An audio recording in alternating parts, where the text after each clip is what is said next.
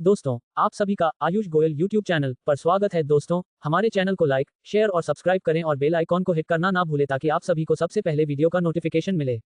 Vampire hunters chapter 1 Hunter planet एक ऐसा ग्रह जहां वॉरियर्स अपने लेवल अप की शुरुआत करते हैं, यानी हंटर प्लेनेट वॉरियर्स की कर्मभूमि के रूप में जाना जाता है। निशाचर डेविल्स की एक ऐसी प्रजाति थी जिसने हंटर प्लेनेट पर रह रहे मासूम इंसानों को हजारों सालों तक अपना गुलाम बनाया हुआ था। निशाचर और इंसानों के बीच की दुश्मनी हजारों सालों से चली आ रही थी और निशाचर इंसानों को मारकर अपनी पावर्स को बढ़ाते आ रहे थे। लेकिन आज का टाइम अलग था। इंसान अब एडवांस हो चुके थे और उन्होंने भी लेवल अप करना शुरू कर दिया था। मोनार्क सिटी एक स्मॉल सिटी थी जो इंसानों के इलाकों में आती थी। फिलहाल मोनार्क सिटी की फेमस हंटर अकेडमी में कई सारे जवान लड़के लड़कियों की भीड़ जमा थी। वे लोग हंटर अकेडमी के वॉरियर्स थे। इस समय अकेडमी के एक बड़े से एरिया में वॉरियर्स की भीड़ जमा थी जो आज यहाँ पर प्रोफेसर निगम मंडल का लेक्चर सुनने के लिए आए थे। आज से 10 दिन बाद हंटर हॉल की तरफ से हर साल होने वाली कंपटीशन होने वाली है। इस कंपटीशन में सिर्फ असिस्टेंट हंटर ही हिस्सा ले सकते हैं, इसलिए जो लोग एक ऑफिशियल हंटर के असिस्टेंट बन चुके हैं वो लोग इस कंपटीशन में हिस्सा ले सकते हैं। प्रोफेसर निगम मंडल ने तेज आवाज में स्माइल करते हुए सभी वॉरियर से कहा। निशाचरों का हंटर प्लेनेट से पूरी तरह से सफाया करने के लिए अलग अलग देशों के पावरफुल लीडर्स ने मिलकर एक सिविलाइजेशन का निर्माण किया जिसे आज हंटर ऑर्गेनाइजेशन के नाम से जाना जाता है। यह एक ऐसी ऑर्गेनाइजेशन है जो हंटर प्लेनेट की आम जनता को निशाचरों के कहर से बचाने का काम करती है और हंटर प्लेनेट पर शांति कायम रखती है। ओह शिट यार, कंपटीशन 10 दिन बाद स्टार्ट होने वाली है और मुझ जैसी सम्राट लड़की को अभी तक किसी भी ऑफिशियल हंटर ने असिस्टेंट नहीं बनाया है। प्रोफेसर निगम मंडल की बात सुनकर उस भीड़ में से ही एक लड़की ने चेहरे पर निराशा के साथ कहा। हंटर हॉल में हिस्सा लेने वाले वॉरियर्स की पहली पोस्ट एक ऑफिशियल हंटर की होती थी। एक ऑफिशियल हंटर ही लोगों का आइडल होता था और लोग उसकी इज्जत किया करते थे। इसलिए हर किसी का सपना होता है कि वो भी हंटर हॉल का हिस्सा बन सके। एक ऑफिशियल हंटर बनने के लिए 2 क्राइटेरिया को पार करना पड़ता था। उनमें से एक था स्टार लेवल पार करना और दूसरा किसी ऑफिशियल हंटर का असिस्टेंट बनना। सच में एक असिस्टेंट हंटर बनना भी काफी मुश्किल होता है।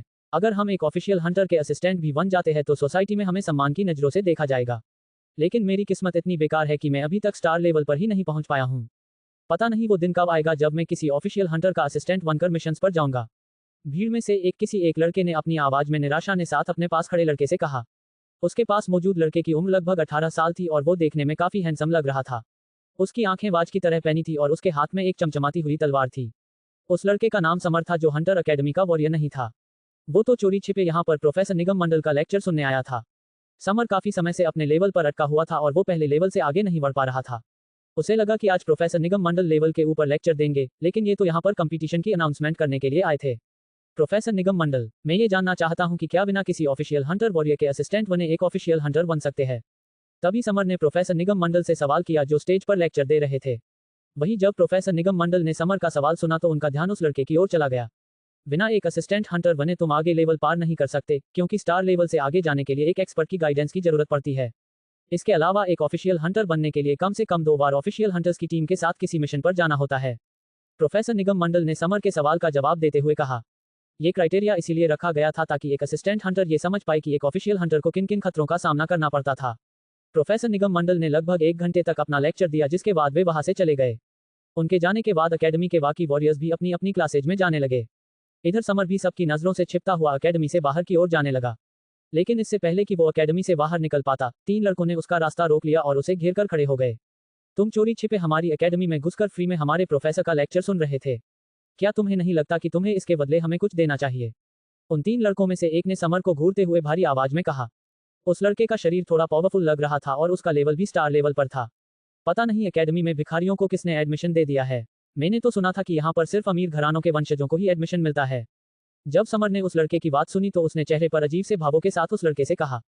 हंटर अकेडमी काफी फेमस अकेडमी थी जिसमें एडमिशन लेने के लिए टैलेंट के साथ साथ पावरफुल बैकग्राउंड का होना भी जरूरी था। सिर्फ पावरफुल परिवारों के लोग ही हंटर अकेडमी में एडमिशन ले सकते थे।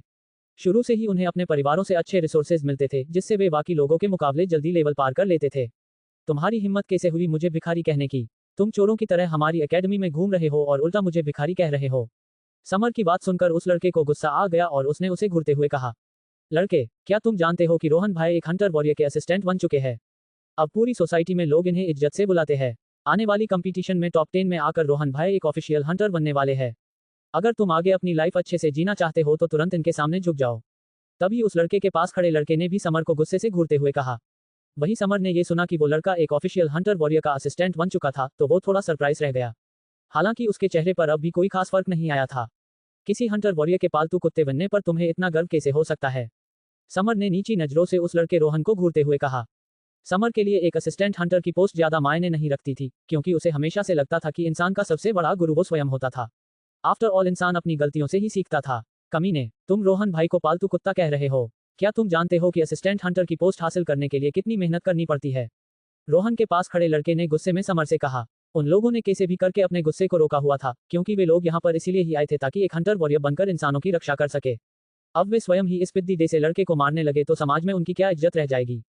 हटो मेरे रास्ते से। वही समर ने उन दोनों की बातों को नजरअंदाज कर दिया और उन्हें साइड में करते हुए एकेडमी से बाहर जाने लगा। भाड़ में जाओ तुम। समर का ये मूव देखकर उनमें से एक लड़के से अपना गुस्सा काबू नहीं हुआ और वो समर को मारने के लिए उसकी ओर जाने लगा। रुक जाओ कपिल, उस कमीने को जाने दो। लेकिन तभी रोहन ने उसे रोक दिया। रोहन भाई, वो हमारी बेइज्जती करके चला गया और आप इतनी आसानी से उसे जाने दे रहे हैं? उस लड़के कपिल ने थोड़ा नाराज लगते हुए कहा। मैं एक ऑफिशियल हंटर वॉरियर का असिस्टेंट हूं और मुझे सोसाइटी में अपनी अच्छी इमेज बनाकर रखनी है। अगर मैंने उस नीच लड़के की पिटाई कर दी तो इससे मेरे टीचर का ही नाम ही खराब होगा। लोग यही कहेंगे कि मैंने घमंड में आकर एक कमजोर लड़के की पिटाई कर दी। हम बेशक उससे बदला लेंगे, लेकिन सामने से नहीं। हम उसे ऐसे मारेंगे कि किसी को पता ही न चले। रोहन ने कपिल को समझाते हुए कहा। वही उसकी बात सुनकर कपिल भी समझ गया कि उसका दोस्त उससे क्या कहने की कोशिश कर रहा था। दरअसल सोसाइटी में असिस्टेंट हंटर की भी काफी इज्जत होती थी और अगर वही लोग अपनी पोस्ट का गलत फायदा उठाकर कमजोर लोगों को परेशान करते रहेंगे तो इससे उस असिस्टेंट हंटर और उसके टीचर की भी उतनी ही बदनामी होगी। मुझे जल्द से जल्द अपना लेवल स्टार लेवल पर करना होगा, वरना इस साल भी मैं एक ऑफिशियल हंटर वॉरियर नहीं बन पाऊंगा। समर ने चलते हुए मन ही मन कहा। उसके बाद वो एक मार्केट में आ गया। मार्केट में लोगों की भीड़ जमा थी और वहां पर कई सारी शॉप्स थी। नजारा काफी जीवंत लग रहा था। ये सिटी भले ही छोटी थी लेकिन यहाँ पर जनसंख्या काफी ज्यादा थी। लोग अपना रोजमर्रा का सामान ले रहे थे और उनमें से कुछ ऐसे भी लोग थे जो रिसोर्सेज बेच रहे थे। मुझे भी कुछ एनर्जी पिल्स ले लेनी चाहिए जिससे मेरा लेवल पार हो सके। समर ने एक शॉप की ओर अपने कदम बढ़ाते हुए मन ही मन कहा। स्टार लेवल तक पहुंचने के लिए इंसान को उससे पहले के 4 लेवल को पार करना होता था। समर इस समय पहले लेवल पर था और यही अटका हुआ था। दरअसल यह उसके शरीर में किसी कमी की वजह से नहीं था, बल्कि उसने पास इतने पैसे ही नहीं थे कि वो लेवल पार करने के लिए रिसोर्सेज खरीद सके। ऊपर से उसका कोई परिवार भी नहीं था। जरा सुनिए, मुझे कुछ एनर्जी पिल्स चाहिए। क्या आप मुझे 3 एनर्जी पिल्स दे सकते हैं? समर एक शॉप के सामने गया और उसने उस दुकानदार से सवाल किया। उस शॉप पर कई तरह की पिल्स रखी हुई थी, पर लेवल बढ़ाने के लिए उसके पास सिर्फ एनर्जी पिल्स ही थी। बाकी की पिल्स शरीर में सेल्स को साफ करने और अपनी नाड़ियों को साफ करने की थी। इससे लेवल तो पार नहीं होता था, लेकिन शरीर मजबूत हो जाता था।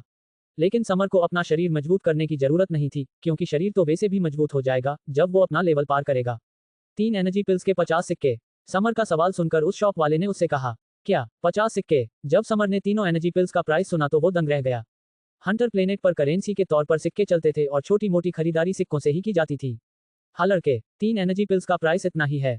समर के शौक को नजरअंदाज कर उस शॉप वाले ने अजीब सा मुंह बनाते हुए उससे कहा। लेकिन मेरे पास तो सिर्फ इतने ही है। उस शॉप वाले की बात सुनकर समर ने अपनी जेब में हाथ डाला और कुछ सिक्के उस शॉप वाले को दिखाते हुए कहा। उसके हाथ में सिर्फ 3 ही सिक्के थे। वही जब उस शॉप वाले आदमी ने उसके हाथ में 3 सिक्के देते तो उसका मुंह खुला का खुला रह गया। ये लड़का पागल था क्या जो 3 सिक्कों में 3 एनर्जी पिल्स खरीदने आया था? अगर इसके पास पैसे नहीं थे तो मुंह उठाकर चला क्यों आया? 3 सिक्कों में एक टाइम का खाना भी मुश्किल से मिलता है और तुम्हें 3 एनर्जी पिल्स चाहिए? उस शॉप वाले ने अपना मुंह बनाते हुए कहा। वही तो अंकल, आजकल महंगाई बहुत बढ़ गई है। समर ने भी फीकी स्माइल के साथ उस आदमी से कहा। महंगाई नहीं बढ़ी है, बस तुम ही एक भिखारी रह गए हो। अब शाम का समय हो रहा है, मेरा सर मत खाओ। उस आदमी ने तिरस्कार भरी नजरों से समर को घूरा और उसे जाने का इशारा करते हुए कहा।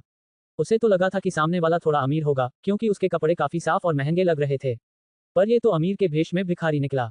ठीक है, ज्यादा मुंह मत चलाओ। उस आदमी की बात सुनकर समर ने अपने दांत पीसते हुए उस आदमी से कहा। फिर वो उस शॉप से जाने लगा। लगता है मुझे पैसे कमाने का कोई और रास्ता सोचना होगा। दिन भर काम करके सिर्फ 10 या उससे ज्यादा ही सिक्के मिलते हैं। कोई ऐसा काम मिल जाए जिससे एक ही बार में हजारों सिक्के कम जाए। समर ने चलते हुए मन ही मन कहा। तभी उसके दिमाग में एक ख्याल आया और वो सोच में पड़ गया। लगता है मुझे अब यही रास्ता अपनाना होगा। वैसे भी मुझे यहाँ कौन जानता है? समर ने कुछ सोचते हुए अपने आप से कहा। जिसके बाद वो रात होने का इंतजार करने लगा, क्योंकि वो जिस खतरे और मेहनत के काम को करने वाला था उसे रात में ही किया जा सकता था। समर रात होने तक मार्केट में ही घूमता रहा और जब अंधेरा थोड़ा गहरा हो गया तो वो अपने काम पर लग गया। वो ध्यान से अपने आसपास के लोगों को देखने लगा। तभी अचानक उसकी नजर एक लड़की पर पड़ी तो एक काला वेग कसकर पकड़े चल रही थी। वो लड़की लगभग 16 साल की थी जो इस समय थोड़ी डरी हुई लग रही थी। वो अपने आसपास ऐसे देख रही थी मानो उसे किसी चीज का डर हो। बेटा समर, कहीं चोरी करना भारी ना पड़ जाए, अगर पकड़े गए तो बहुत पिटाई होगी। ये लड़की काफी मासूम लग रही है, इसे मैं आसानी से अपने शिकंजे में फंसा सकता हूँ। समर ने बड़ी सी स्माइल करते हुए मन ही मन कहा। वो चोरी करने का सोच रहा था, क्योंकि शराफत की कमाई से उसके पेट की चाहत पूरी नहीं हो रही थी। इधर वो लड़की आगे बढ़ ही रही थी कि तभी अचानक से एक इंसान उसके सामने आकर खड़ा हो गया। अपने सामने आए उस इंसान को देखकर वो लड़की काफी ज्यादा घबरा गई और डरते हुए कुछ कदम पीछे हट गई। उसने कसकर अपने काले बैग को पकड़ लिया। वहीं जब समर ने उस लड़की को ऐसा करते देखा तो वो समझ गया कि इस लड़की के पास जो काला बैग है उसमें जरूर कुछ कीमती चीज होगी। हेलो छोटी बच्ची, क्या तुम उस तरफ जा रही हो? मेरी मानो तो उस तरफ मत जाओ, क्योंकि उस तरफ 3 चोर खड़े तुम्हारा ही इंतजार कर रहे हैं। समर ने स्माइल करते उस लड़की से कहा। वहां पर चोर है। वही समर की बात सुनकर वो लड़की डरी सहमी नजरों से उस ओर देखने लगी जिस ओर वो जाने वाली थी। हाँ, अगर तुम उनसे बचना चाहती हो तो इस सामने वाली गली से होकर निकलो। अगर तुम चाहो तो मैं भी उस पार छोड़कर आ सकता हूँ। वो क्या है न, इस गली में चोर तो नहीं मिलेंगे लेकिन पागल कुत्ते जरूर है।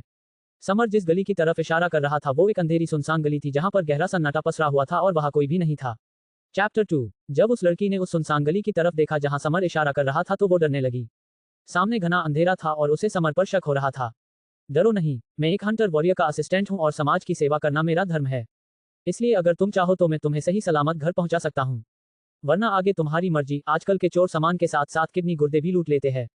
समर ने जब नोटिस किया कि वो लड़की उस पर शक कर रही थी तो उसने अपने कंधे उचकाते हुए उससे कहा, जिसके बाद वो उससे बिना कुछ कहे वहां से जाने लगा। 1 मिनट रुकिए। समर ने अभी 2 कदम ही लिए थे कि तभी अचानक से उसे पीछे से उस लड़की की आवाज सुनाई दी।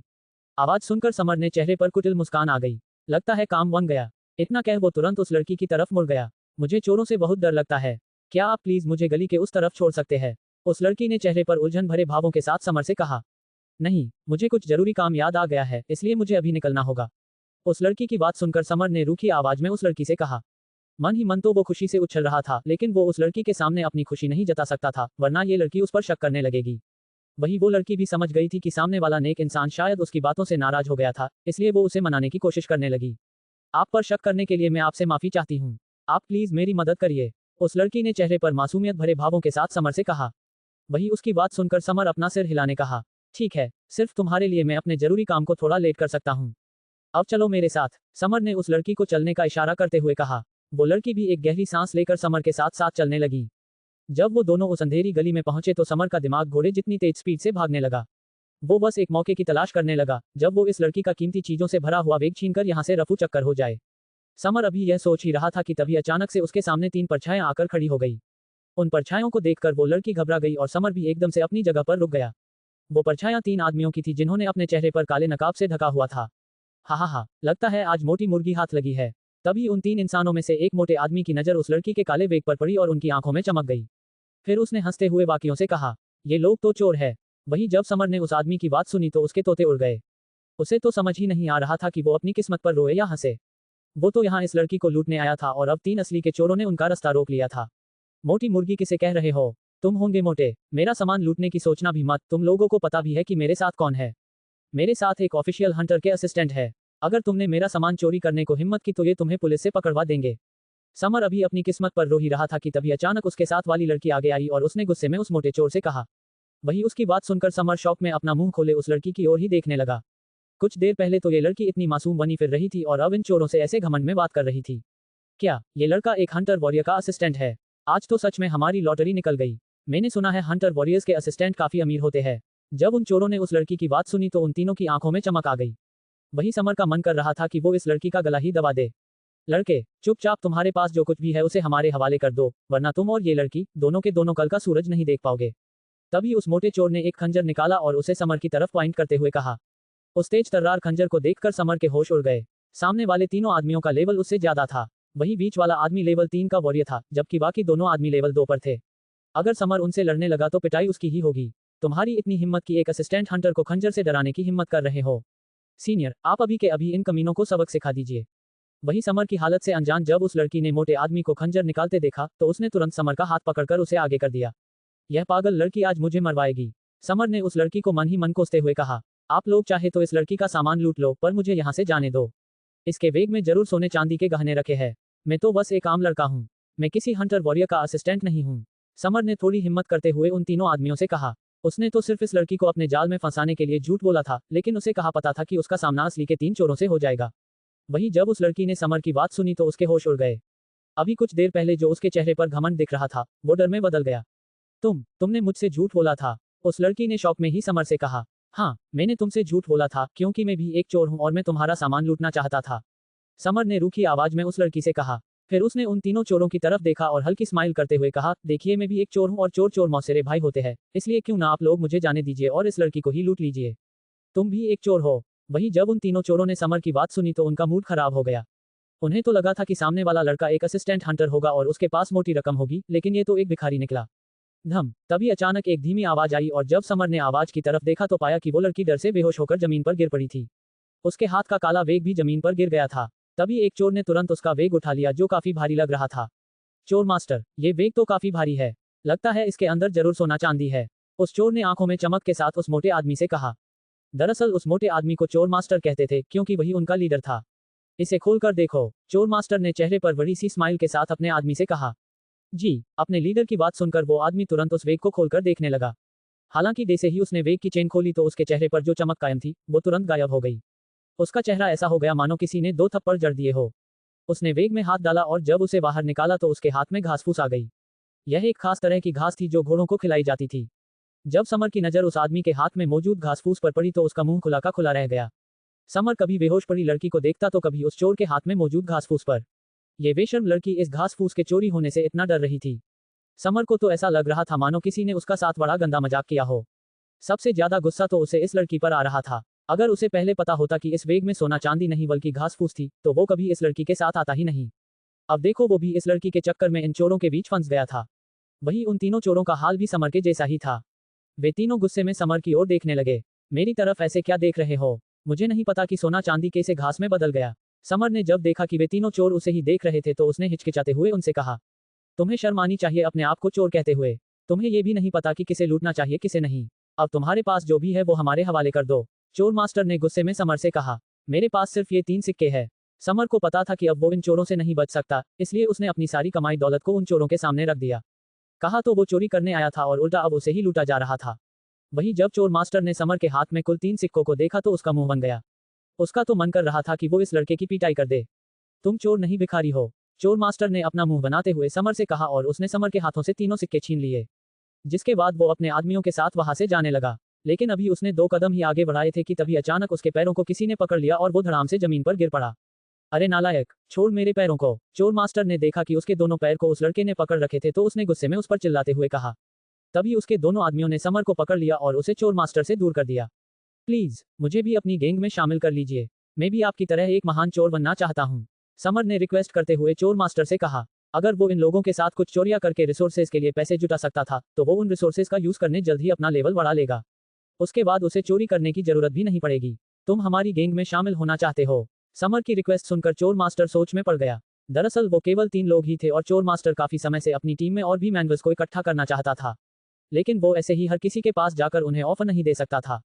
चोर मास्टर, मुझे लगता है ये लड़का टैलेंटेड है। इसने उस लड़की को ये भी भनक नहीं लगने दिया कि वो एक चोर है और ये आसानी से उसे लूटने वाला था। मुझे लगता है इसे अपनी गैंग में रख लेना चाहिए। चोर मास्टर अभी सोच ही रहा था कि समर को अपनी टीम में रखना चाहिए या नहीं कि तभी उसके साथ वाले आदमी ने धीमी आवाज में चोर मास्टर से कहा। ठीक है, तुम हमारी गैंग में आ सकते हो, पर उससे पहले कुछ बातों का ध्यान रखना जरूरी है। हम छोटी मोटी चोरियां नहीं करते हैं और कभी हमारी टीम का कोई इंसान चोरी करते पकड़ा भी जाता है तो वो अपने साथियों का नाम सामने नहीं लाता है। सेकंड रूल, चोरी की ओवरऑल रकम से टीम लीडर को 50% मिलेगा और बाकियों को बची हुई 50% रकम से आपस में बांटना होगा। थर्ड रूल, अगर हमारी टीम से कोई भी पकड़ा जाता है तो यह बाकी टीम मेंबर्स की जिम्मेदारी है कि वो अपने साथियों को जेल से आजाद कराए। चोर मास्टर ने समर को अपनी टीम में आने के तीनों रूल्स समझा दिए, जिसके बाद उसने एक कॉन्ट्रैक्ट पेपर निकाला और समर को दे दिया। इस पर साइन कर दो। समर ने उस कॉन्ट्रैक्ट पेपर को लिए और तुरंत उस पर साइन कर दिए। वैसे भी यह कोई सरकारी कॉन्ट्रैक्ट पेपर नहीं था। अब तुम हमारी टीम का हिस्सा हो, ये लो इसे अपने चेहरे पर लगा लो। हम आज एक बड़ी चोरी करने जा रहे हैं, इसलिए कोई भी गलती मत करना वरना तुम्हें हमारी टीम से निकाल दिया जाएगा। चोर मास्टर ने एक काला रुमाल समर को देते हुए गंभीर आवाज में कहा। समर ने उस रुमाल को लिया और उसे अपने चेहरे पर पहन लिया। हम आज कहां पर डाका डालने वाले हैं? समर ने थोड़ा एक्साइटेड होते हुए चोर मास्टर से कहा। अगर आज ही समर को चोरी ने उतना मुनाफा हो जाता है जिससे वो अपना लेवल बढ़ाने के लिए रिसोर्सेज खरीद सके तो वो कल ही इस टीम को अलविदा कह देगा। एक अमीर आदमी के घर में रात के 2 बजते ही हम अपने काम पर लग जाएंगे। चोर मास्टर ने समर के सवाल का जवाब दिया। फिर जैसे ही रात के 2 बज गए, चोर मास्टर और उसकी टीम एक बड़े से बंगले के सामने आ गई। बंगला काफी आलीशान था और 4 दीवारी से घिरा हुआ था। उसके गेट पर 2 गार्ड्स पहरा दे रहे थे और बंगले की सारी लाइट्स बंद थी, जिससे ये साफ था कि घर में सभी लोग गहरी नींद में सो चुके थे।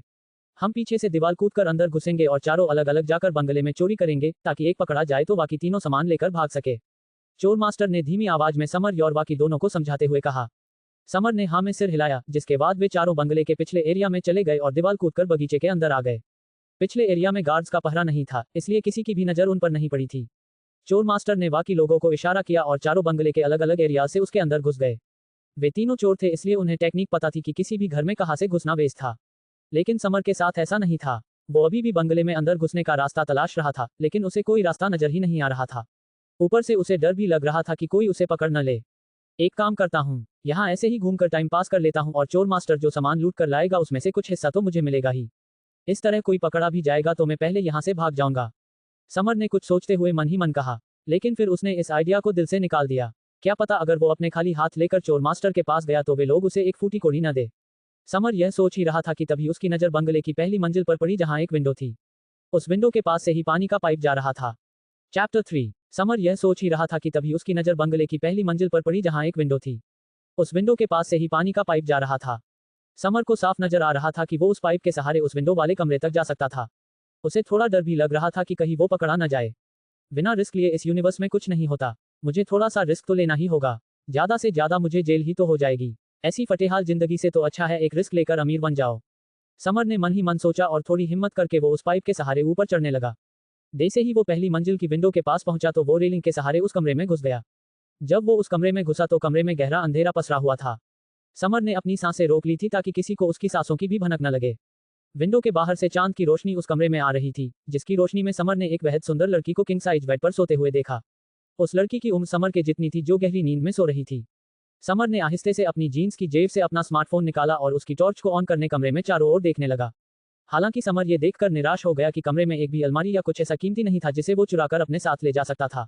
ये थोड़ा अजीब था क्योंकि चाहे घर का कोई भी कमरा हो, उसमें कपड़े रखने के लिए अलमारियां तो होती ही थी।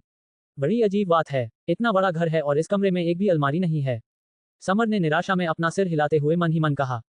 फिर कुछ सोचकर उसने धीरे से अपनी टॉर्च उस लड़की की तरफ कर दिया। लेकिन जैसे उसने टॉर्च की रोशनी में उस लड़की की तरफ देखा तो वो शॉक रह गया। ये तो एनर्जी स्टोन्स है। समर शॉक में मन ही मन चिल्लाया। उसने देखा कि जहां वो लड़की सो रही थी, उसके शरीर के चारों ओर क्रिस्टल की तरफ पारदर्शी स्टोन्स रखे हुए थे जिन्होंने उसके शरीर को घेरा हुआ था। एनर्जी स्टोन्स हंटर वॉरियर्स के लिए किसी खजाने से कम नहीं होते थे, क्योंकि उनके अंदर ढेर सारी एनर्जी होती थी जिससे वॉरियर्स अपना लेवल बढ़ाते थे। एक एनर्जी स्टोन की कीमत ही लाखों सिक्कों के बराबर होती थी और इन्हें सिर्फ बड़े अमीर परिवार के लोग ही हासिल कर सकते थे। एनर्जी स्टोन्स इसलिए इतने कीमती होते थे क्योंकि ये किसी पहाड़ से या माइनस से नहीं निकलते थे, बल्कि यह निशाचरों के शरीर में पाए जाते थे। निशाचरों का शिकार करने के बाद एनर्जी स्टोन्स को उनके शरीर से निकाला जाता था और उनमें निशाचरों की ढेर सारी एनर्जी पाई जाती थी। एनर्जी स्टोन्स एक तरह से निशाचरों का दिल माना जाता था और जितना बड़ा एक निशाचर का लेवल होगा उतनी ही एनर्जी उसके एनर्जी स्टोन में होगी। एनर्जी स्टोन्स के भी ग्रेड होते थे, low grade, middle grade, high grade और होली ग्रेड। उस लड़की के शरीर के चारों ओर जो स्टोन्स थे वो लो ग्रेड के थे। लगता है आज भगवान भी मेरे साथ है। अब जल्दी से इन एनर्जी स्टोन्स को लेकर यहाँ से निकल जाता हूँ। समर ने अपनी आंखों में चमक के साथ कहा। वहां पर करीब 7 एनर्जी स्टोन्स थे जो समर जैसे किसी लेवल 1 के वॉरियर को एक ही झटके में स्टार लेवल तक पहुंचा सकते थे। इसी सोच के साथ समर आहिस्ते से उस लड़की की तरफ जाने लगा। समर ने बिना कोई आवाज किए तुरंत उन 7 स्टोन्स को अपनी जेब में रख लिया। स्टोन्स को जेब में डालने के बाद समर तुरंत वहां से विंडो की तरफ जाने लगा। पर अभी वो 2 कदम चला ही था कि तभी अचानक से उसे कुछ महसूस हुआ। उसे ऐसा लगा मानो कोई उसके पीछे खड़ा था। समर को किसी की भारी सांसें साफ सुनाई दे रही थी। समर के माथे से पसीना टपक रहा था और उसे डर लग रहा था कि कहीं वो लड़की जाग तो नहीं गई थी। उसने धीरे से पीछे पलटकर देखा और जो सामने देखा तो उसकी चीख निकलते निकलते बची। समर अंदर तक कांप गया था और उसकी आवाज तक नहीं निकल रही थी। उसके सामने वही लड़की खड़ी थी जो अभी बेड पर सो रही थी। उस लड़की के चेहरे को उसके लंबे बालों ने ढका हुआ था और वो किसी भूतनी से कम नहीं लग रही थी। वो इस समय एकदम शांत खड़ी थी। कब कौन हो तुम? समर ने अपनी घबराए आवाज में उस लड़की से सवाल किया, पर तभी उसे एहसास हुआ कि उसका सवाल कितना गलत था। वो किसी और के घर में चोरी कर रहा था और उल्टा उस मकान के मालिक से ही सवाल कर रहा था। लेकिन इससे पहले कि वो कुछ सोच पाता कि अचानक से उस लड़की ने भयानक आवाज में गुर्राना शुरू कर दिया मानो उसके अंदर कोई आत्मा आ गई हो। उस लड़की ने एक झटके से समर पर हमला कर दिया और समर की एक जोर की चीख निकल गई। आया भव भूत! वो इतनी जोर से चीखा था कि उसकी आवाज पूरे घर में गूंज गई थी और अगले ही पल बंगले के सभी लाइट एक एक करके जलने लगी। समर की आवाज से घर में सो रहे सभी लोग जाग गए थे और बंगले के मेन गेट पर पहरा दे रहे गार्ड्स भी भागते हुए बंगले की तरह ही आ रहे थे। इधर चोर मास्टर और बाकी दोनों आदमी जो चोरी कर रहे थे, उन्होंने भी समर की चीख सुन ली थी और वे मन ही मन समर को गालियां देकर वहां से भागने लगे थे। उन्होंने काफी सारा कीमती सामान लूट लिया था और वे बस निकलने ही वाले थे कि इतने में इस नालायक लड़के ने चीखना शुरू कर दिया।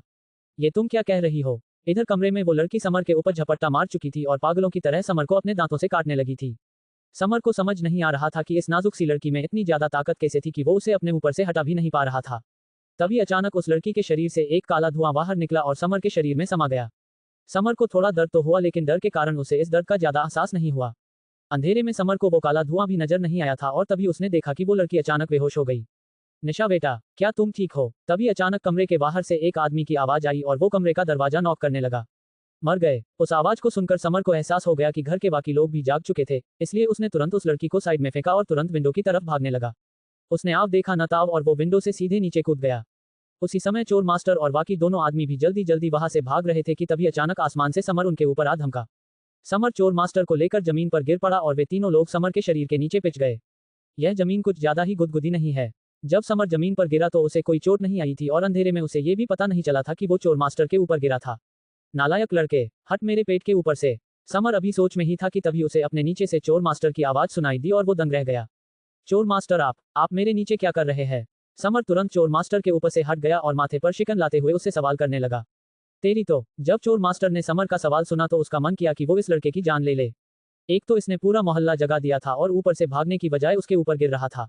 चोर चोर, पकड़ो उन कमीनों को। तभी अचानक से वहां पर वे दोनों गार्ड आ गए जो मेन गेट पर पहरा दे रहे थे। उन गार्ड्स पर नजर पड़ते ही समर तुरंत वहां से भागने लगा। वो तुरंत दीवार पर चढ़कर उसके पार कूद गया और तब तक नहीं रुका जब तक कि वो उस बंगले से 1 किलोमीटर आगे नहीं आ गया। वहीं इधर चोर मास्टर अपने पेट की वजह से सही समय पर उस दीवार पर नहीं चढ़ पाया और गार्ड्स ने चोर मास्टर और बाकी दोनों पर डंडे बरसाने शुरू कर दिए। दोनों गार्ड्स लेवल 4 के वॉरियर थे और उन्होंने जमकर उन तीनों को पीटना शुरू कर दिया। अगले दिन समर मोनाक सिटी की मार्केट में घूम रहा था, पर इस बार उसका मिजाज ही बदला हुआ था। समर ने इस समय महंगे कपड़े पहने हुए थे और आंखों पर काला चश्मा पहना हुआ था। इस समय कोई भी उसे देखकर यह बता सकता था कि वो एक आमिर परिवार से बिलोंग करता था। अब सबसे पहले उसे रहने के लिए एक घर चाहिए था, जहां वो किसी की नजरों में आए बिना एनर्जी स्टोन्स की मदद से अपना लेवल बढ़ा सके। समर मार्केट की ही एक शॉप में चला गया जो लोगों को घर किराए पर देती थी। उस शॉप के अंदर एक काला सा मोटा आदमी खड़ा हुआ था।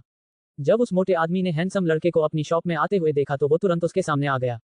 आपका वेलकम है सर, आप किस रेंज में घर लेना चाहते हैं? हमारे पास वीआईपी मेंशंस भी है जो खास लोकेशंस पर बने हुए हैं। उस मोटे आदमी ने अपने चेहरे पर बड़ी सी स्माइल करते हुए समर से कहा। दरअसल वो मोटा आदमी काफी चालाक था और वो लोगों को उनके पहनावे से जज करता था। उसने देखा था सामने वाले लड़के ने काफी महंगे कपड़े पहने हुए थे जिन्हें सिर्फ अमीर लोग ही अफोर्ड कर सकते थे। समर का रुआवा भी किसी अमीर परिवार के वंशज की तरह लग रहा था। दरअसल समर ने ये सब इसलिए किया था ताकि उसके पास एनर्जी स्टोन्स देखकर सबको यही लगे कि वो एक अमीर परिवार से था, वरना अपने पुराने कपड़ों में वो किसी के पास एनर्जी स्टोन्स लेकर जाता तो लोग उसे चोर समझेंगे। हम तुम्हारा नाम क्या है? समर ने अपने चश्मे को स्टाइल से उतारा और उस मोटे आदमी से सवाल किया। जी मेरा नाम टार्जन है।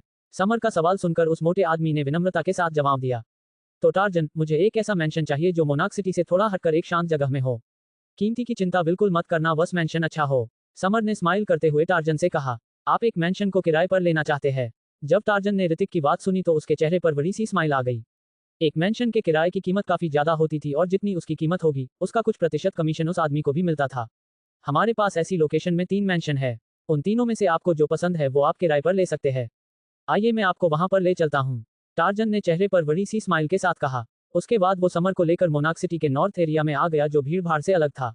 जब समर उस जगह पर आया तो उसने देखा कि वहां पर सिर्फ 2 ही मेंशन बने हुए थे और उनके आसपास भी 10 से ज्यादा घर बने हुए थे। मैंने तुमसे कहा था कि मेंशन ऐसी लोकेशन पर होना चाहिए जहां काफी शांति हो। समर ने अपनी आवाज में थोड़े रुखेपन के साथ टार्जन से कहा। माफ करिए सर, अगर आपको एकदम शांत एरिया चाहिए तो वो यहाँ से थोड़ा आगे है, लेकिन वहां पर रहना आपके लिए सही नहीं है।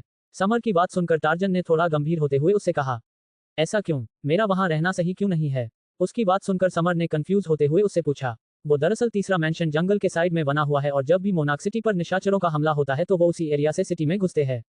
टार्जन ने थोड़ा घबराते हुए समर से कहा। वो जिस जगह की बात कर रहा था वहां से मोनाक सिटी की सीमा समाप्त हो जाती थी और आगे जंगल का एरिया शुरू हो जाता था।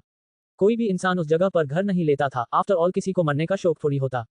कोई बात नहीं, मुझे वही मेंशन लेना है। समर ने अपना सिर हिलाते हुए टार्जन से कहा। उसे बस एक शांत एरिया चाहिए था। अगर आप उस मेंशन को किराए पर लेना चाहते हैं तो ठीक है, लेकिन उसका किराया थोड़ा महंगा है। टार्जन ने स्माइल करते हुए समर से कहा।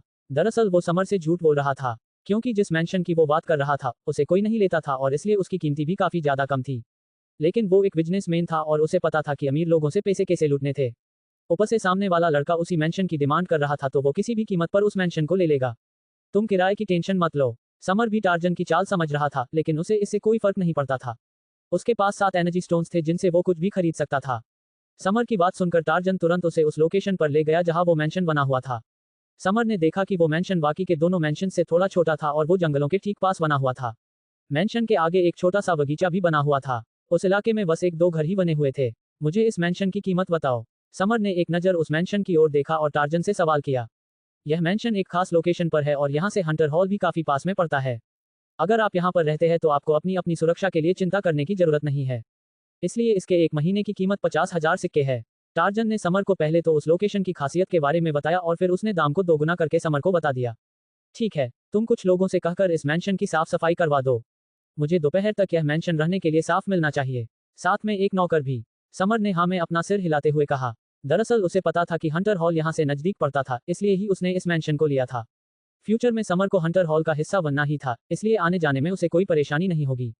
मार्केट में एक लो ग्रेड के एनर्जी स्टोन की कीमत क्या है? समर ने पलटकर टार्जन की तरफ देखा और कुछ सोचते हुए उससे सवाल किया। लो ग्रेड के एनर्जी स्टोन की कीमत? समर का सवाल सुनकर टार्जन कंफ्यूज हो गया। उसे समझ नहीं आया कि सामने वाला लड़का उसे यह सवाल क्यों कर रहा था।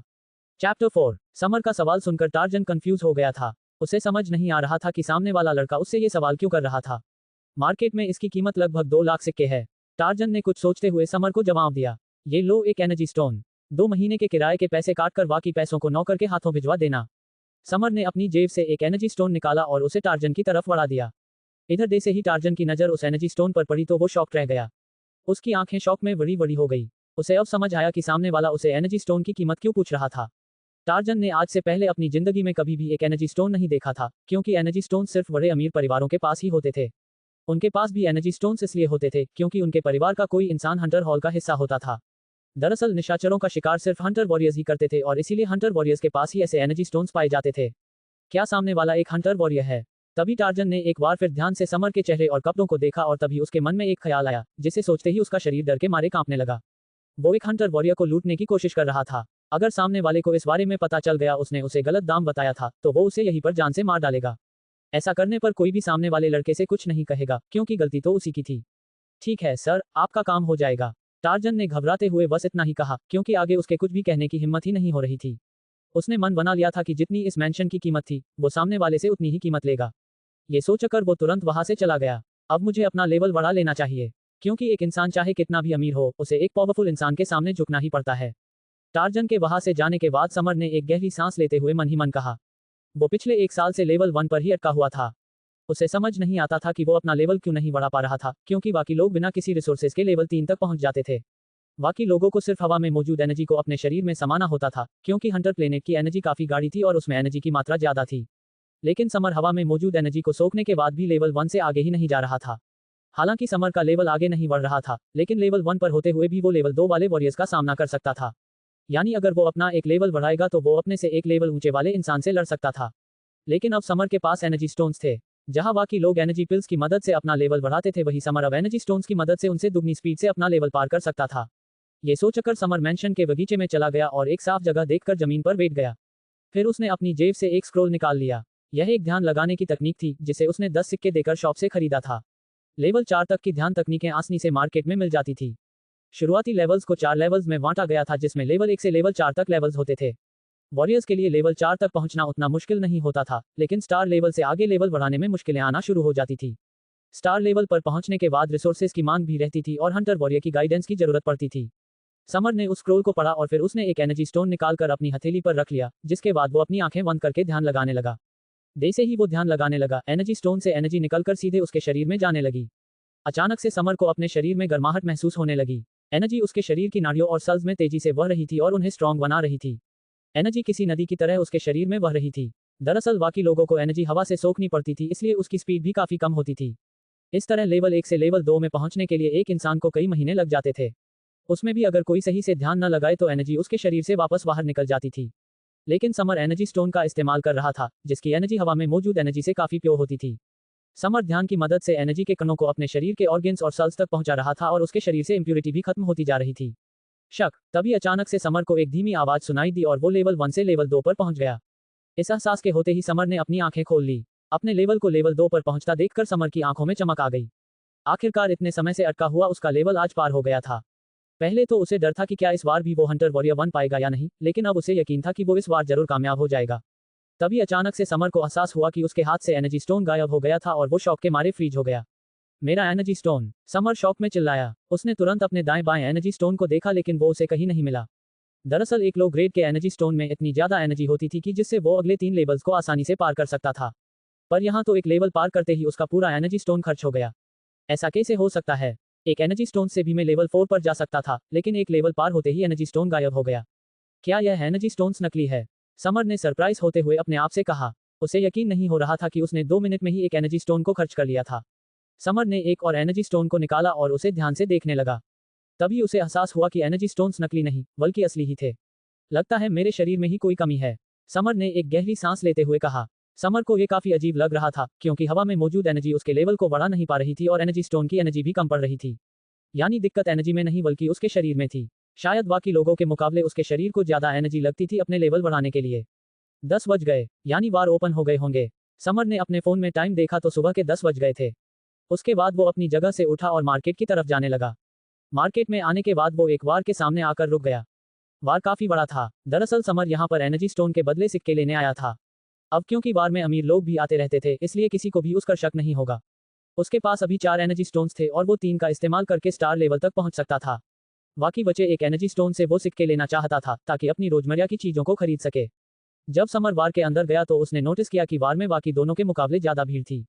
वार अंदर से काफी आलीशान लग रहा था। वहां पर यंग लड़के लड़कियां थे जो शायद पार्टी कर रहे थे। समर वार काउंटर पर गया जहां पर एक लड़की लोगों को वाइन सर्व कर रही थी।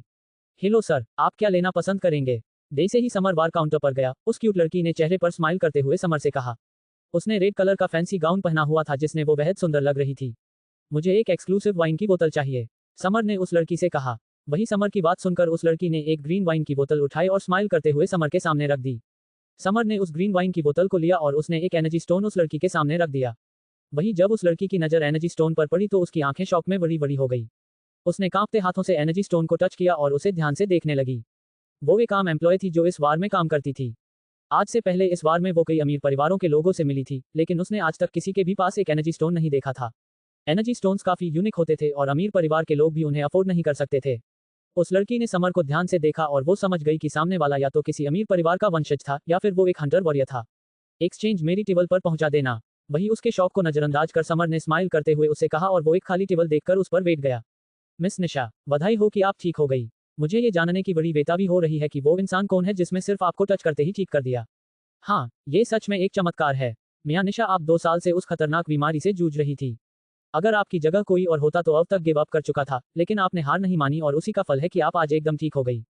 समर वाइन पी ही रहा था कि तभी उसे कुछ लड़के लड़कियों के आपस में बातें करने की आवाजें सुनाई देने लगी।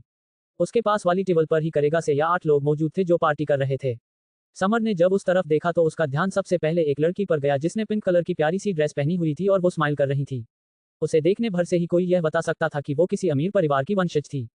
उसकी नीली आंखें काफी आकर्षक लग रही थी। उस लड़की को कई सारे लड़के लड़कियों में घेरा हुआ था और वे सभी लोग उस लड़की को बधाई दे रहे थे और उसकी तारीफें कर रहे थे। उस लड़की का नाम निशा मदान था और वो मोनाक सिटी के मेयर की बेटी थी, इसीलिए सभी लोग उसका काफी सम्मान किया करते थे। निशा के साथ यहाँ पर जो लोग थे वे हंटर अकेडमी के वॉरियर्स थे। निशा भी पहले हंटर अकेडमी का हिस्सा थी, पर एक बीमारी के चलते उसे अकेडमी छोड़नी पड़ी थी।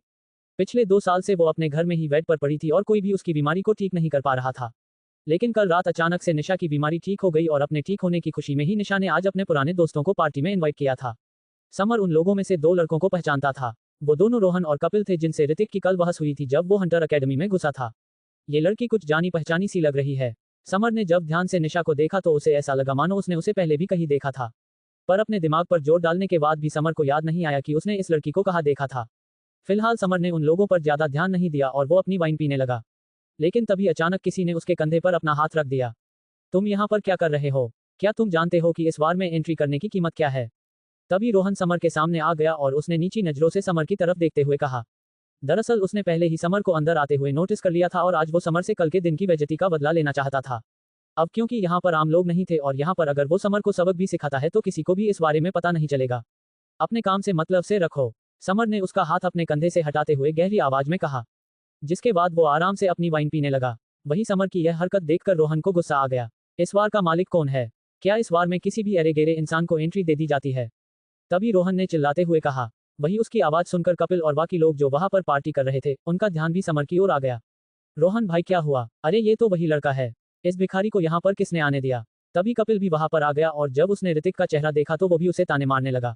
रोहन, कपिल, प्लीज तुम दोनों यहाँ पर झगड़ा मत करो वरना मिस निशा की पार्टी खराब हो जाएगी।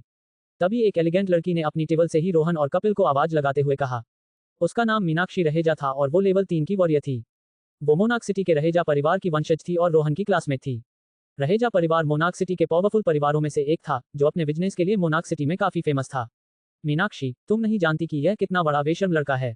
ये चोरी छिपे हमारी एकेडमी में घुसकर हमारे प्रोफेसर्स का लेक्चर सुनता है। जब रोहन ने मीनाक्षी की बात सुनी तो उसने अपनी शांत आवाज में उसे जवाब दिया, तुम्हें जो करना है करो, लेकिन तुम्हारी वजह से यह पार्टी खराब नहीं होनी चाहिए। मीनाक्षी ने अपना सिर हिलाते हुए रोहन से कहा, यहाँ पर क्या चल रहा है? तभी वहां पर एक आदमी आ गया था जिसमें कोट पेंट पहनी हुई थी और वो देखने से ही वार का मैनेजर लग रहा था। मिस्टर रोहन, क्या बात है? क्या मैं आपकी कुछ मदद कर सकता हूँ? तभी वार मैनेजर की नजर रोहन पर पड़ी और वो तुरंत उसके पास आ गया। फिर उसने अपनी आवाज में विनम्रता के साथ रोहन से कहा, रोहन एक असिस्टेंट हंटर था, इसलिए वार मैनेजर को भी उससे अच्छे से बात करनी पड़ती थी। एक असिस्टेंट हंटर की बेइज्जती करना सीधे सीधे उसके टीचर यानी एक ऑफिशियल हंटर की बेइज्जती करने जैसा था। मैनेजर रेहान, क्या आपके वार की रेपुटेशन इतनी गिर चुकी है कि यहाँ पर हर कोई आ सकता है? रोहन ने समर की तरफ देखा और वार मैनेजर से कहा। वही रोहन की बात सुनकर वार मैनेजर का ध्यान समर की ओर चला गया। उसने समर को ऊपर से लेकर नीचे तक देखा, पर समर के कपड़े और पहनावे को देखकर उसे लग रहा था कि वो भी एक अमीर परिवार से था। ऊपर से समर इस समय जिस एक्सक्लूसिव वाइन को पी रहा था वो काफी महंगी थी, जिसे सिर्फ वीआईपी लोग ही अफोर्ड कर सकते थे। चैप्टर 5। वार मैनेजर को समझ नहीं आ रहा था कि वो इस समय क्या करे। समर का पहनावा देखकर वो समझ गया था कि सामने वाला लड़का भी एक अमीर परिवार से था। क्या आप यहाँ के वार मैनेजर है? वार मैनेजर इससे पहले कि समर से कुछ कह पाता, तभी समर ने वार मैनेजर की तरफ देखा और शांत आवाज में उससे सवाल किया। हाँ, वही समर का सवाल सुनकर वार मैनेजर ने हाँ में अपना सिर हिला दिया। तो क्या आप प्लीज इस नालायक लड़के को यहाँ से भगा सकते हैं? मैं यहाँ पर शांति से अपनी वाइन पीने आया हूँ, लेकिन ये मेरे सिर पर तांडव किए जा रहा है। समर ने अपना सिर हिलाते हुए वार मैनेजर से कहा, तुम्हारी इतनी हिम्मत? वही जब रोहन ने समर की बात सुनी तो वो तुरंत गुस्सा हो गया और उसने चिल्लाते हुए समर से कहा, अगर उसे अपनी रेपुटेशन की नहीं पड़ी होती तो वो कब का इस लड़के की पिटाई कर चुका होता। मिस्टर रोहन, प्लीज आप शांत हो जाए।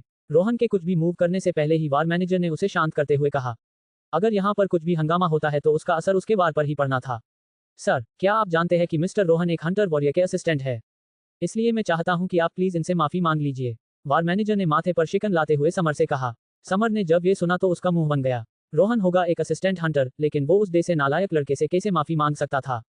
मैनेजर, मैं इस इंसान को सालों पहले से जानता हूँ। ये इतना नकारा है कि पिछले 2 साल से पहले ही लेवल पर अटका हुआ है। इसे एक वक्त का खाना खाने के लिए भी पूरे दिन काम करना पड़ता है। मुझे तो शक है कि यह आपकी इतनी महंगी वाइन पाने के बाद बिना पैसे चुकाए ही यहाँ से भाग जाएगा। तभी रोहन के साथ आए कपिल ने समर को नीची नजरों से देखते हुए वार मैनेजर से कहा। वही कपिल की बात सुनकर वार मैनेजर की आंखें छोटी हो गई। अगर एक असिस्टेंट हंटर इस लड़के को पहले से ही जानता था तो जरूर वो सच ही कह रहा होगा। इसका मतलब सामने वाला लड़का अमीर होने का नाटक कर रहा था और बिना पैसे दिए यहाँ से भागना चाहता था। यह एक एक्सक्लूसिव वाइन है जो सिर्फ वीआईपी लोगों के लिए है। अगर आपने इसके पैसे पे नहीं किए हैं तो प्लीज आप पहले इसके पैसे पे कर दीजिए। रोहन और कपिल की बात सुनकर वार मैनेजर का बोलने का अंदाज ही चेंज हो गया और उसने कड़क आवाज में समर से कहा। आए दिन उसके वार पर अमीर परिवारों के लोग आते जाते रहते थे, पर उसने आज से पहले इस लड़के को कभी भी अपने वार में नहीं देखा था। इसलिए उसे भी अब समर पर शक होने लग गया था। मैनेजर सर, मैं आप ही को तलाश रही थी, लेकिन आप मुझे ऑफिस में मिले ही नहीं। इससे पहले कि समर उसके सवाल का कोई जवाब दे पाता, तभी वहां पर वही लड़की आ गई जो वार काउंटर पर लोगों को वाइन सर्व कर रही थी। क्या हुआ पायल, तुम मुझे क्यों तलाश रही थी? वार मैनेजर ने उस लड़की से सवाल किया। पायल नाम की उस लड़की ने सवाल सुनकर एक नजर समर की ओर देखा और धीमी आवाज में वार मैनेजर से कहा, इन वाले सर ने मुझे एक एनर्जी स्टोन दिया है, पर मेरे पास इसके एक्सचेंज नहीं है। इतना कहकर पायल समर की तरफ इशारा करने लगी। क्या? वही जब वार मैनेजर ने पायल की बात सुनी तो उसकी आंखें शौक में बड़ी हो गई। वो शौक में ही समर की तरफ देखने लगा। उसे पायल की बातों पर यकीन नहीं हो रहा था, इसलिए उसने एक बार फिर उससे सवाल किया, ये तुम क्या कह रही हो? कहाँ है वो एनर्जी स्टोन? वार मैनेजर का सवाल सुनकर पायल ने एक एनर्जी स्टोन निकालकर वार मैनेजर को दे दिया। जब वार मैनेजर की नजर एनर्जी स्टोन पर पड़ी तो वो और भी ज्यादा शॉक रह गया। शॉक में सिर्फ वही नहीं था बल्कि रोहन और कपिल ने भी पायल की बात सुन ली थी और वे भी शॉक थे। ऐसा कैसे हो सकता है? इसके पास एक एनर्जी स्टोन कैसे हो सकता है? रोहन ने शॉक में चिल्लाते हुए कहा। वो एक असिस्टेंट हंटर था और उसने ऐसा ही एक एनर्जी स्टोन अपने टीचर के पास देखा था। उसके टीचर के पास भी सिर्फ एक ही एनर्जी स्टोन था। मेरे पास एनर्जी स्टोन क्यों नहीं हो सकता? क्या तुमने सबको अपनी तरह भिखारी समझ रखा है? समर ने शांत आवाज में उसे जवाब दिया। तुम जानते भी हो कि मैं किस परिवार से हूँ। अगर मैं चाहूं तो तुम्हें अभी चींटी की तरह मसल सकता हूं। रोहन ने गुस्से में समर से कहा। मिस्टर रोहन, बस बहुत हो गया, आप इस तरह हमारे गेस्ट से बात नहीं कर सकते। आप प्लीज अपनी सीट पर जाकर बैठ जाए। तभी अचानक से वार मैनेजर ने आपकी आवाज में हल्की सख्ती के साथ रोहन से कहा। वार मैनेजर की बात सुनकर रोहन बस अपने दांत पीसता रह गया। सर, क्या मैं आपका नाम जान सकता हूँ?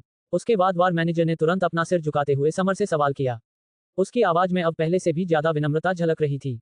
उसे पता था कि एनर्जी स्टोन सिर्फ उन्हीं परिवारों के पास होते थे जिनके मैनवर्स हंटर हॉल का हिस्सा होते थे।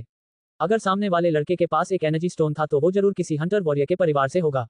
वार मैनेजर को अब रोहन और कपिल पर काफी गुस्सा आ रहा था, क्योंकि उनकी वजह से ही आज वो एक हंटर वॉरियर के परिवार के मेंबर को नाराज कर देता। समर ने वार मैनेजर के सवाल का जवाब देते हुए कहा। उसे कोई फर्क नहीं पड़ता था कि कोई उसके बारे में क्या सोच रहा था। उसे बस एक्सचेंज चाहिए था, जिसके बाद वो यहाँ से चला गया। पर कुछ नालायक लोग उसकी कुंडली में फन फैलाए बैठ गए थे, जो हर समय उसे डिंसने के लिए तैयार रहते थे। Mister summer, assistant Hunter Rohan की तरफ से मैं आपसे माफी मांगता हूँ। आप प्लीज हमारी वाइन का मजा लीजिए, मैं भी आपको एक्सचेंज देता हूँ। बार मैनेजर ने विनम्र आवाज में समर से कहा। उसके बाद वो रोहन को नजरअंदाज कर वहां से चला गया। तुम्हारे पास एनर्जी स्टोन कैसे हो सकता है? कपिल को अभी भी यकीन नहीं हो रहा था कि समर के पास एक एनर्जी स्टोन था, इसलिए उसने चेहरे पर हैरानी के साथ समर से कहा, यार तुम बड़े बदतमीज किस्म के इंसान हो। क्या तुम किसी को चैन से वाइन भी नहीं पीने दे सकते? समर ने अपने मुंह बनाते हुए कपिल से कहा, भाड़ में जाओ तुम। समर की बात सुनकर कपिल का चेहरा गुस्से से लाल हो गया और उसने तुरंत समर को पंच मारने के लिए अपना हाथ उसकी ओर बढ़ा दिया। वो लेवल 3 पर था, ऐसे में वो लेवल 1 वाले किसी लड़के से ऐसी बातें कैसे सुन सकता था? कपिल एक असिस्टेंट हंटर भी नहीं था, इसीलिए उसे अपनी पहचान की भी फिक्र करने की जरूरत नहीं थी। वो आज बस इस लड़के को सबक सिखाकर ही रहेगा। जब समर ने उसे मूव करते देखा तो उसकी आंखें छोटी हो गई। इससे पहले कि उसका पंच समर के चेहरे पर लग पाता, समर अपनी चेयर से उठा और उसने एक जोर की किक कपिल के सीने पर मार दी। किक लगते ही कपिल पीछे की ओर हवा में उड़ गया और दीवार से जाकर टकरा गया। जब वो जमीन पर गिरा तो उसके मुंह से हल्का ब्लड बह निकला। इस नजारे को देखकर रोहन दंग रह गया और वो शौक में अपना मुंह खोले समर की तरफ देखने लगा। रोहन अच्छे से जानता था कि समर पिछले 2 सालों से लेवल 1 पर अटका हुआ था, इसलिए कपिल उसे आसानी से हरा सकता था। लेकिन उसने सपने में भी नहीं सोचा था कि समर की एक किक से कपिल का ये हाल हो जाएगा। कपिल भी शौक में था। उसके सीने में अभी तक जोरों का दर्द हो रहा था। वो अपने सीने पर हाथ रखते हुए उठ खड़ा हुआ और शौक में समर की तरफ देखने लगा। ये तो लेवल 3 की पावर है, कपिल ने शौक में बड़बड़ाते हुए अपने आप से कहा। दरअसल समर लेवल 2 पर ही था, लेकिन वो अपने से एक लेवल ऊपर के किसी भी इंसान से लड़ सकता था। हालांकि यह बात तो उसे भी नहीं पता थी कि वो ऐसा कैसे कर सकता था, लेकिन उसे हमेशा से यही लगता था कि शायद उसके शरीर में ही कुछ खास था। तुम मरो अब। तभी रोहन जो शौक में चला गया था, वो वापस से अपने होश में आ गया और उसने गुस्से में समर पर अपने पंच से वार कर दिया। कपिल भले ही लेवल 3 पर था, पर वो स्टार लेवल का वॉरियर था, इसीलिए समर उसके हमले से बच नहीं सकता था। समर भी उससे सीधे सीधे नहीं लड़ सकता था, वो बस उसके वार से बचने की कोशिश कर सकता था। आफ्टर ऑल स्टार लेवल और लेवल 2 में एक बड़ा अंतर था। रोहन, वही रुक जाओ। लेकिन इससे पहले कि रोहन का वार समर को लग पाता, तभी अचानक से एक क्यूट सी लड़की रोहन के पंच के सामने आ गई। अचानक से उस लड़की को सामने आते देखकर रोहन ने तुरंत अपना पंच बीच हवा में ही रोक लिया। मिस निशा, आप इस नालायक लड़के को क्यों बचाना चाहती है? आपने अपनी आंखों से ही देख लिया होगा कि यह लड़का कितना बेशर्म है। रोहन ने सामने खड़ी उस क्यूट लड़की से कहा। दरअसल वो लड़की कोई और नहीं बल्कि पिंक कलर की ड्रेस पहने हुए निशा मदान थी। बस बहुत हुआ, अगर तुम ऐसे ही मेरी पार्टी को खराब करना चाहते हो तो मैं यहाँ से चली जाती हूँ। निशा मदान ने रुखी आवाज में रोहन से कहा। रोहन, मैंने तुमसे कहा था कि यहाँ पर कोई हंगामा मत करना। तुम मल्होत्रा परिवार से हो, ऐसे हंगामा करना तुम्हारी रेप्यूटेशन को खराब करता है। तभी वहां पर मीनाक्षी रहेजा भी आ गई और उसने रोहन को शांत करते हुए उससे कहा। वहीं जब रोहन ने उन दोनों की बातें सुनी तो वो गुस्से में समर की तरफ देखने लगा, लेकिन मीनाक्षी उसे लेकर वापस से सीट पर चली गई। उन लोगों के जाने के बाद निशा मदान ने पीछे पलटकर समर की ओर देखा और स्माइल करते हुए कहा, हेलो, मेरा नाम निशा मदान है। क्या मैं आपके साथ यहाँ पर बैठ सकती हूँ? जब समर ने निशा मदान की बात सुनी तो वो सरप्राइज रह गया। एक तो इस लड़की ने उसकी मदद की थी और अब वो उसके पास बैठना चाहती थी। समर को पहले ही वो लड़की थोड़ी जानी पहचानी सी लग रही थी और अब उस लड़की की बात सुनकर समर को लगा कि शायद वो उससे पहले भी मिला होगा, पर उसे इस बारे में ध्यान नहीं रहा होगा। बेशक तुम यहाँ बैठ सकती हो, कौन सा इस बार पर मेरे बाप का राज है? समर ने स्माइल करते हुए निशा मदान से कहा और वो वापस से टेबल पर बैठ गया। वहीं जब रोहन ने निशा मदान को समर की टेबल पर बैठे हुए देखा तो वो जल भुन गया। उसे तो समझ ही नहीं आ रहा था कि निशा उसके पास क्यों बैठी थी। क्या हम पहले भी मिले हैं? समर ने अपने चेहरे पर हल्की कंफ्यूजन के साथ निशा से सवाल किया। क्या आप सच में मेरे बारे में नहीं जानते? वहीं जब निशा ने उसका सवाल सुना तो उसने अपने माथे पर शिकन लाते हुए उससे कहा, नहीं, मैं तुम्हें नहीं जानता। समर ने नमे अपना सिर हिलाते हुए निशा मदान से कहा, आप मुझे सच में नहीं जानते, कल रात आपने ही तो मेरी बीमारी को ठीक किया था। निशान ने थोड़ा सरप्राइज होते हुए कहा, मैंने कल रात तुम्हारी बीमारी को ठीक किया था। उसकी बात सुनकर समर दंग रह गया। वो इस लड़की से पहली बार मिल रहा था और ये लड़की कह रही थी कि उसने इसकी बीमारी को ठीक किया था। क्या ये लड़की भांग खाकर आई थी? मुझे नहीं पता कि तुम किस बारे में बात कर रही हो। समर ने सरप्राइज होते हुए निशान मदान से कहा, 2 साल पहले मैं अपने पापा के साथ एक प्राचीन घर में गई थी, जहां एक आत्मा मेरे शरीर में घुस गई थी। उस आत्मा ने पिछले 2 सालों से मेरे शरीर पर कंट्रोल किया हुआ था। लेकिन कल रात 2 बजे जब आप मेरे कमरे में आए थे, तब आपने उस आत्मा को मेरे शरीर से निकाल दिया था। तभी तो आज मैं यहाँ पर अपने दोस्तों के साथ पार्टी एंजॉय कर रही हूँ। निशा ने अपने माथे पर शिकन लाते हुए समर से कहा। पिछले 2 सालों से वो एक आत्मा के वश में थी और वो अपनी मर्जी से कुछ भी नहीं कर पा रही थी। उसे बस ये होश रहता था कि उसके आसपास क्या हो रहा है। लेकिन कल रात अचानक से उसे अपने शरीर का पूरा नियंत्रण मिल गया था और जब उसे होश आया तो वो अपने सामने वाले लड़के के ऊपर लेटी हुई थी। उसने बस एक नज़र इस लड़के को देखा था, जिसके बाद उसे कमजोरी आ गई और वो बेहोश हो गई थी। लेकिन बेहोश होने से पहले उसने उस इंसान का चेहरा अपने दिमाग में उतार लिया था, ताकि बाद में उससे मिलकर उसका शुक्रिया कर सके। क्या तो तुम वही लड़की हो? जब समर ने उस लड़की की बात सुनी तो वो शौक के मारे फ्रीज हो गया और उसे ऐसा लगा मानो किसी के उसके सीने पर चाकू मार दिए हो। कल रात 2 बजे वो उस बड़े से घर में चोरी करने गया था और उसका सामना वहां पर एक भूतनी जैसी हालत में पड़ी एक लड़की से हुआ था। इसका मतलब ये लड़की वही है और कल रात इसके अंदर मौजूद आत्मा ने मुझ पर हमला किया था। ये सोचकर ही समर का शरीर कांपने लगा। आत्माएं काफी भयानक होती थी और एक बार वे जिसके पल्ले पड़ जाती थी उसे कभी नहीं छोड़ती थी।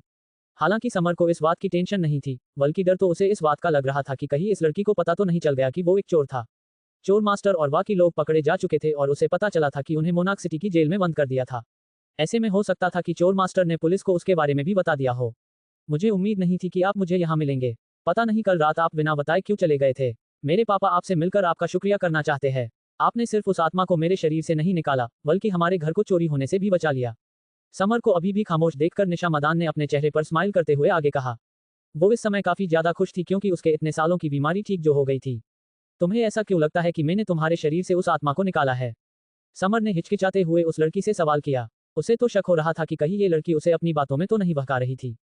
हो सकता था कि इसे पता हो कि वो एक चोर था, क्योंकि समर ने उसके पास से एनर्जी क्रिस्टल्स जो चुरा लिए थे। शायद ये लड़की मुझे अपनी बातों में फंसाकर अपने घर ले जाना चाहती है। उसके बाद इसका परिवार मेरी जमकर पिटाई करेगा और बाद में मुझे जेल के अंदर डाल देंगे। लगता है इसने अपना एनर्जी स्टोन पहचान लिया है, जिससे इसे पूरा शक हो गया है कि मैं ही वो चोर हूं जो वहां से बचकर भाग गया था। समर को तो अपनी किस्मत पर रोना आ रहा था। कहा तो वो इतने रुआब में वाइन के मजे ले रहा था और अब उसके पीटने की बारी आ गई थी। अब उसे मलाल हो रहा था कि उसने क्यों इस भूतनी लड़की के घर में चोरी की थी। उसे समझ नहीं आ रहा था कि वो अपनी जान इस लड़की से कैसे बचाए। आगे जानने के लिए सुनते रहिए वैम्पायर हंटर्स के अगले एपिसोड में सिर्फ और सिर्फ आयुष गोयल यूट्यूब चैनल पर। दोस्तों हमारे चैनल को लाइक, सब्सक्राइब करो और बेल आइकॉन हिट करना ना भूले।